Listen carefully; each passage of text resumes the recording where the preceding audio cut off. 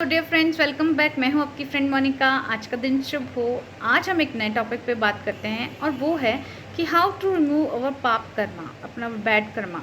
Even हम मनुष्य तो हमसे जाने अनजाने बहुत सारी गलतियां हो जाती है। इवन हम सांस लेते हैं, हम खाना बनाते हैं या चलते हैं, तब भी हमारे हाथ से कुछ जीव हत्या जैसे कि चींटी वगैरह मर जाना या कुछ छोटे मोटे पाप हो जाते हैं जो हमने जानबूझ के नहीं किए होते हैं।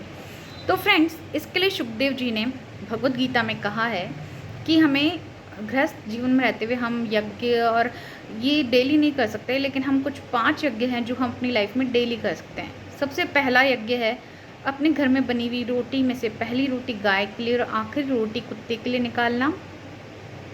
क्योंकि गाय में 36 करोड़ देवी देवताओं का निवास है, तो अगर हम उन्हें रोटी देते हैं तो उससे हमारे पापों का ही नाश होता है। सेकंड आ जाते हैं हम चींटियों को आटा देना। इसके लिए हम किसी बिल में एक नारियल का खोल लेंगे, सूखे हुए नारियल आते हैं, उसमें हम घी, बूरा और आटा भर देंगे। इसको गाड़ कर आ जाएंगे किसी पीपल के पेड़ के नीचे या किसी ज़मीन में।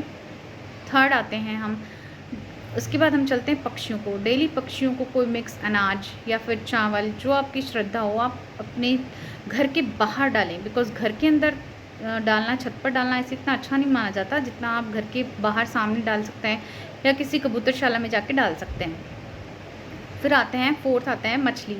मछलियों के लिए जलाशय के अंदर जा कर के रोटी डालना, आटा डालना या जो भी आपको सुविधा हो वहाँ पर से लेकर के आप ब्रेड के टुकड़े भी डाल सकते हैं।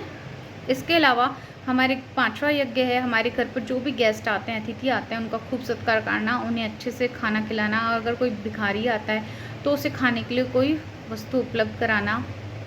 और छठा होता है अपने माता पिता की सेवा। हमारे जो दुनिया में, संसार में जो भगवान हैं वो अदृश्य हैं, लेकिन हमारे माता पिता हमारे जीते जाते भगवान हैं। यदि हमने उनकी अच्छे से जीते जी सेवा कर ली तो हमारे सभी पाप कर्म वैसे ही नष्ट हो जाते हैं।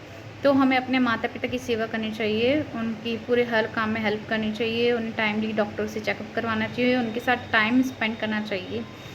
इसके अलावा भगवान की पूजा, यज्ञ, जितने भी आप कर्म कर सकते हैं अच्छे करिए।